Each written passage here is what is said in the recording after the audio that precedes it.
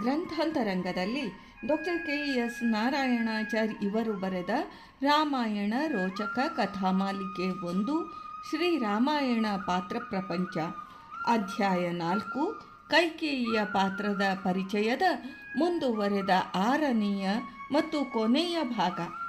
ನೈದಾಳುತಿದೆ ಜಗವನೊಂದತಿ ವಿರಾಣ್ಮನಂ ಸೂಕ್ಷ್ಮಾತಿ ಸೂಕ್ಷ್ಮ ತಂತ್ರದಿ ಬಿಗಿದು ಕಟ್ಟಿಯಂ ಜೀವಗಳಿಚ್ಛೆಯ ಸ್ವಾತಂತ್ರ್ಯ ಭಾವವಂ ನೀಡಿ ಮಂಥರೆ ಸೀತಾ ರಾಮ ರಾವಣರೆಲ್ಲರೂ ಸೂತ್ರದ ಗೊಂಬೆಗಳಂತಲ್ತೆ ಈ ವಿಧಿಯ ಹಸ್ತದಲ್ಲಿ ಮಥಿಸಿದುದು ದಶಶಿರನ ವಿಧಿ ಮಂಥರೆಯ ಮನದಿ. ಮಮತೆಯ ಸುಳಿ ಮಂಥರೆ 131ರಿಂದ 137ನೆಯ ಕುವೆಂಪು ಅವರ ಪದ್ಯ. ಮಂಥರೆ ಕೈಕೇಯಿಯರಲ್ಲದೆ ರಾಮ ಸೀತೆಯರನ್ನು ನಿಷ್ಕ್ರಿಯರನ್ನಾಗಿಸಿ ತನ್ನ ಸೂತ್ರದ ಬೊಂಬೆ ಮಾಡಿಕೊಳ್ಳುವ ಈ ವಿಧಿಯ ಪ್ರಸ್ತಾಪ ಓದುಗನ ಪಾತ್ರ ಅನ್ವೇಷಣೆಯ ದಿಕ್ಕಿಗೆ ಅಡ್ಡಬಂದು ಚಾರಿತ್ರ್ಯವು ಮಾನವನದೇ ಸೃಷ್ಟಿ, ಕ್ಯಾರೆಕ್ಟರ್ ಈಸ್ ಡೆಸ್ಟಿನಿ ಎಂಬ ಸದ್ಗ್ರಹಿಕೆಗೆ ಕುಠಾರವಾಗಿ ಯಾವ ಪಾತ್ರ ತಿಳಿದು ಆಗಬೇಕಾದದ್ದೇನು ಆಗುವುದು ಆಗೇ ಆಗುತ್ತದೆ, ತಡೆಯುವರಾರು ಎಂಬ ನಿಷ್ಕ್ರಿಯ ಹತಾಶ ಸಿನಿಕ ಹಣೆಯ ಬರಹವಾದಕ್ಕೆ ಅವಕಾಶ ಮಾಡಿಕೊಟ್ಟು ಕವಿಗೆ ಉದ್ದಿಷ್ಟವಾದ ಮಾನವ ಸಹಜವಾದ ಸರ್ವೋದಯ ಭಾವಕ್ಕೆ ವಿರುದ್ಧವಾಗಿ ನಿಲ್ಲುತ್ತದೆ. ಇದು ಆಂಗ್ಲ ಕಾದಂಬರಿಕಾರ ಥಾಮಸ್ ಹಾರ್ಡಿ ಮತ್ತು ಗ್ರೀಕ್ ನಾಟಕಕಾರರ ಕೆಲವರ ವಾದವಾಗಿದ್ದು ಶೇಕ್ಸ್ಪಿಯರ್ನು ಕೈಬಿಟ್ಟ ದುರ್ವಾದವಾಗಿದೆ. ಒಂದು ತತ್ವ ಪ್ರತಿಪಾದನೆಗೆ ಹೊರಟ ಕವಿ ಅದನ್ನು ಸಾಧಿಸುವುದು ಬಿಡುವುದು ನಿಮ್ಮ ಕೈಯಲ್ಲೇ ಇದೆ ಎಂಬಂತೆ ಪಾತ್ರ ಸೃಷ್ಟಿಸಿ ತನ್ಮೂಲಕ ವ್ಯಂಗ್ಯದಲ್ಲಿ ಓದುಗನಿಗೆ ಸಂದೇಶ ಬೀರುವುದನ್ನು ಬಿಟ್ಟು ನೀವು ಏನು ಸಾಧಿಸ ಹೊರಟು ಆಗುವುದೇನಿದೆ, ವಿಧಿ ತನ್ನ ಕೆಲಸ ಮಾಡಿಯೇ ತೀರುತ್ತದೆ, ನಿಮ್ಮ ಪ್ರಯತ್ನ ಮಾಡಿದರೂ ವ್ಯರ್ಥ ಎಂಬ ಈ ವಿಧಿವಿಲಾಸದ ಸಂದೇಶವನ್ನು ನಡುವೆ ತನ್ನದೇ ನೇರ ಮಾತುಗಳಲ್ಲಿ ಹೀಗೆ ಆಡುತ್ತಾ ಹೋದರೆ ಓದುಗನು ನಾನು ಓದಿ ಏನು ಪ್ರಯೋಜನ ಆಗುವುದು ಆಗೇ ಆಗುತ್ತದೆ ಎಂಬ ನಿರುತ್ಸಾಹದಲ್ಲಿ ಅವನ ವಾಚನ ಕುತೂಹಲವೇ ಕುಂಠಿತವಾಗುತ್ತದೆ.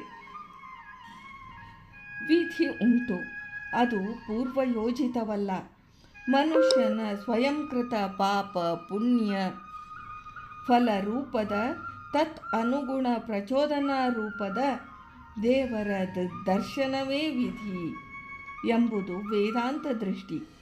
ವಿಧಿ ಎಂದರೆ ದೈವೇಚ್ಛೆಗೆ ಇನ್ನೊಂದು ಹೆಸರು. ಈ ಇಚ್ಛೆಯು ಮಾನವನ ಕರ್ಮಕ್ಕೆ ಅನುಗುಣವಾದದ್ದೇ ಹೊರತು ಬಲಾತ್ಕಾರವಾಗಿ ಹೇರಲ್ಪಟ್ಟದ್ದಲ್ಲ. ಇದನ್ನು ನಡೆಸುವವನು ದೇವರು. ಅವನ ಅವತಾರಿಗಳಾದ ರಾಮ ಸೀತೆಯರನ್ನು ವಿಧಿಯ ಗೊಂಬೆ ಮಾಡುವ ಈ ಯತ್ನದಲ್ಲಿ ರಾಮನ ಮಾನವತೆ ಸಾಧಿತವಾಯಿತೆ, ಎಲ್ಲರ ಪರವಶತೆ ನಿಷ್ಕ್ರಿಯತೆಯೇ, ದೈವವಾದ ಅಸ್ತಿತ್ವಕ್ಕೆ ಇದರಿಂದ ಪೆಟ್ಟಾಗದೆ ಎಂಬುದನ್ನು ವಿವೇಕಿ ವಿಮರ್ಶಕರು ಚಿಂತಿಸಿ ವಿಶ್ಲೇಷಿಸಬೇಕು. ರಾಮನೂ ಒಳ್ಳೆಯವ, ಮಂಥರೆಯೂ ಭರತ ಪ್ರೇಮದ ಸುಳಿಯಲ್ಲಿ ಸಿಕ್ಕ ಸಾಧ್ವಿ, ಕೈಕೇಯಿಯೂ ಉತ್ತಮಳು, ರಾವಣನೂ ಪರನಾರಿ ಸಹೋದರ. ಸೀತೆಯ ಪಾತಿವೃತ್ಯವನ್ನು ಪರೀಕ್ಷಿಸಿ ಕೊನೆಗೆ ಕೈ ಮುಗಿಯುವುದೇ ಅವನ ಉದ್ದೇಶವಿತ್ತು, ಯಾರೂ ದುಷ್ಟರಿಲ್ಲ ಎಂಬ ಈ ಕವಿ ನಿರೂಪಣೆ ಸೋಜಿಗ. ಏಕೆಂದರೆ ಹಾಗಾದರೆ ರಾಮಾಯಣ ನಡೆಯಿತು ಹೇಗೆ ಎಂಬ ಪ್ರಶ್ನೆಗೆ ಎಲ್ಲ ವಿಧಿವಿಲಾಸ ಎಂಬ ಉತ್ತರ ಗ್ರಂಥದ ಕೊನೆಯವರೆಗೂ ಪದೇ ಪದೇ ಬರುವುದಾದರೆ ಈ ಮೇಲೆ ಹೇಳಿದ ದುಷ್ಪರಿಣಾಮಗಳು ಅನಿವಾರ್ಯವಾಗುವವು. ಭಾಸನೇ ಆಗಲಿ, ತುಳಸಿದಾಸರೇ ಆಗಲಿ, ಕುವೆಂಪುವೇ ಆಗಲಿ ಮಾನವತೆಯನ್ನು ಕೆಡುಕೇ ಇಲ್ಲ, ದೇರ್ ಈಸ್ ನೋ ಇವಿಲ್ ಎಂಬ ಅತಿರೇಕಕ್ಕೆ ಒಯ್ದರೆ, ಮಾನವ ನಡತೆಯಲ್ಲೇ ಅದಕ್ಕೆ ಎಡೆಮಾಡಿ ತೋರದಿದ್ದರೆ ವಿಧಿವಾದ ಫೆಟಲಿಸಮ್ ಎಂಬ ಕೊಳ್ಳಕ್ಕೆ ಬೀಳುವುದು ತಪ್ಪದು. ಇದು ಅನರ್ಥ.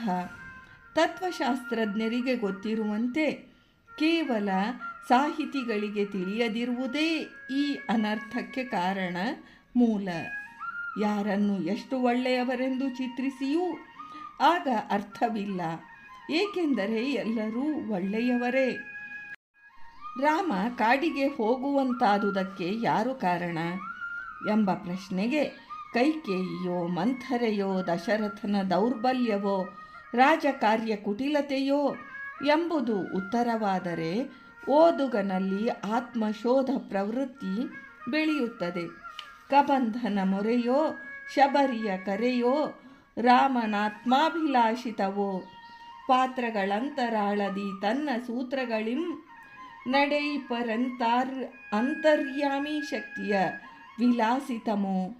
ಅದೇ ಪರ್ವದ 481 485 ಪದ್ಯ ಎಂಬ ಸಂದೇಹಾತ್ಮಕ ಆದರೂ ವಿಧಿಯತ್ತ ಬೊಟ್ಟು ಮಾಡುವ ಉತ್ತರವಾದರೆ ವಿಧಿವಾದವೇ ತಲೆ ಎತ್ತಿ ಕವಿಕೃತಿಗೆ ಕುಂದಾಗುತ್ತದೆ. ವಾಲ್ಮೀಕಿ ಈ ವಿಷಯದಲ್ಲಿ ಬಲು ಚತುರ. ಕೈಕೇಯಿಯನ್ನು ಅವನಂತೆ ಚಿತ್ರಿಸಿದವರು ಇನ್ನೊಬ್ಬರಿಲ್ಲ. ಮಂಥರೆಯು ಅಂದು ರಾಮಾಭಿಷೇಕ ಸಂಭ್ರಮವನ್ನು ಕೈಕೇಯಿ ಅರಮನೆಯ ಛಾವಣಿಯ ಮೇಲೆ ನೋಡಿದುದು ಯದೃಚ್ಛೆಯ, ಅಕಸ್ಮಾತ್ತಾಗಿ ಎಂಬಲ್ಲಿ ದೈವವಶಾತ್ ಎಂಬ ಸೂಚನೆ ಇದ್ದರೂ ಅದು ಪ್ರಬಲ ಧ್ವನಿ ಹೊಂದಿಲ್ಲ. ಸೂಚಿಸಿಯೂ ಇಲ್ಲದಂತೆ ಕೈಬಿಟ್ಟ ಜಾಣತನ. ಈ ಮಂಥರೆ ಯಾರು, ಏಕಿ ಬುದ್ಧಿ ಅವಳಿಗೆ ಎಂಬುದಕ್ಕೂ ಮಹರ್ಷಿ ಇಷ್ಟೇ ಹೇಳುತ್ತಾನೆ. ಜ್ಞಾತಿ ದಾಸಿ ಯಥೋ ಜಾತ. ಅಯೋಧ್ಯಾಕಾಂಡದ 7ನೇ ಸರ್ಗ 1ನೇ ಶ್ಲೋಕ. ಕೈಕೇಯಿಯ ಬಾಂಧವ್ಯದಲ್ಲೇ, ರಕ್ತ ಸಂಬಂಧದಲ್ಲೇ ಹುಟ್ಟಿದವಳು, ಎಲ್ಲೋ ಹುಟ್ಟಿ ಬೆಳೆದವಳು ಎಂದು.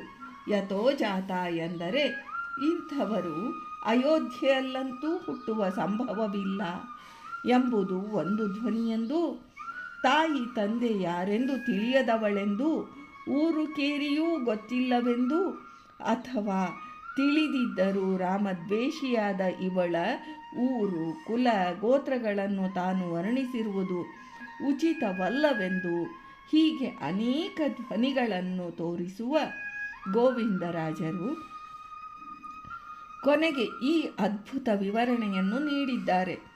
ದೇವತೆಗಳು ಇವಳನ್ನು ತಮ್ಮ ಕಾರ್ಯಾರ್ಥವಾಗಿ ಕಳುಹಿದರೆಂಬ ದೇವ ರಹಸ್ಯವನ್ನು ಪ್ರಕಟಿಸಬಾರದೆಂದು ಮಹರ್ಷಿ ಹಾಗೆ ಬರೆದ ಎಂದು ವಿವರವೇ ಹೊರತು ಮೂಲ ಇದನ್ನು ಬಾಯಿಬಿಟ್ಟು ಹೇಳುವುದಿಲ್ಲ.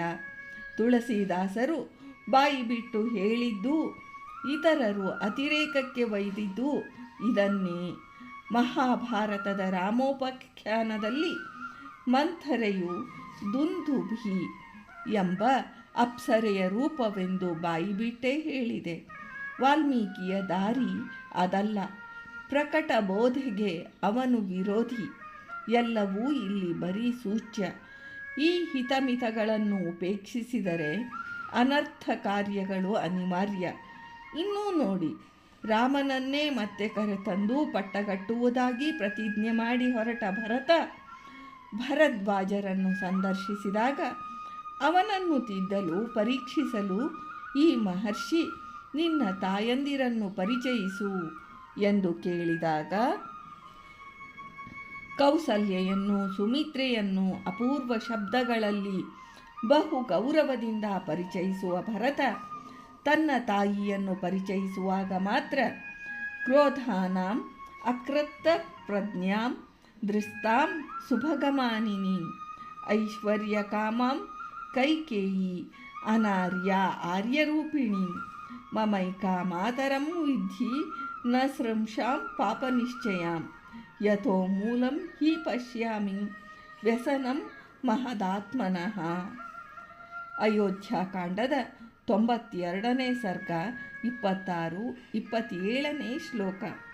ಕೋಪಿಷ್ಠೆಯು ಬುದ್ಧಿಶೂನ್ಯಳು, ದರ್ಪವುಳ್ಳವಳು, ತನ್ನ ರೂಪದ ಬಗೆಗೆ ದುರಭಿಮಾನವುಳ್ಳವಳು, ಐಶ್ವರ್ಯ ಪಿಶಾಚಿಯು, ಆರ್ಯ ರೂಪದಲ್ಲಿರುವ ಅನಾರ್ಯಳು, ಕರುಣೆ ಇಲ್ಲದವಳು, ಪಾಪ ಬುದ್ಧಿಯವಳು, ಯಾರಿಂದ ನನಗೆ ಈ ಬಹು ಕೆಟ್ಟ ದುಃಖ ಬಂದಿತೋ ಇವಳೇ ತನ್ನ ತಾಯಿ ಎಂದಾಗ ಮುನಿ ಅವನನ್ನು ತಡೆದು, ಹಾಗೆ ಹೇಳಬೇಡ, ತಾಯಿಯಲ್ಲಿ ದೋಷ ಎಣಿಸಬೇಕ. ನ ದೋಷೇಣ ಅವಗಂತವ್ಯ ಕೈಕೇಯಿ ಭರತತ್ವಯ ರಾಮ ಪ್ರವಾಜನಂ ಹೇತತ್ ಸುಖೋದರ್ಕಂ ಭವಿಷ್ಯತಿ. 38ನೇ ಶ್ಲೋಕ. ಎಂದು ಸಮಾಧಾನ ಹೇಳುವಾಗ ಇದು ವಿಧಿಯ ಮುನ್ಸೂಚನೆ ಆಗಿರದೆ ನಡೆದು ಹೋದ ಘಟನೆಯ ಸಮಾಧಾನಕರ ಸಂತೈಸುವ ವಾಕ್ಯವಾಗಿ ಎಲ್ಲ ನಮ್ಮ ಒಳ್ಳೆಯದಕ್ಕೆ ಎಂಬ ಸಾಮಾನ್ಯ ಅರ್ಥದ ಸಹಜ ಹೊದ್ದಿಕೆಯಲ್ಲಿದ್ದು ವಿಧಿವಾದದ ತೀಕ್ಷ್ಣತೆಗೆ ಅವಕಾಶವಿತ್ತಿಲ್ಲ. ಈ ಸಮತೂಕ, ಬ್ಯಾಲೆನ್ಸ್, ವ್ಯಂಗ್ಯ ಎಲ್ಲ ವಾಲ್ಮೀಕಿಯ ವೈಶಿಷ್ಟ್ಯ.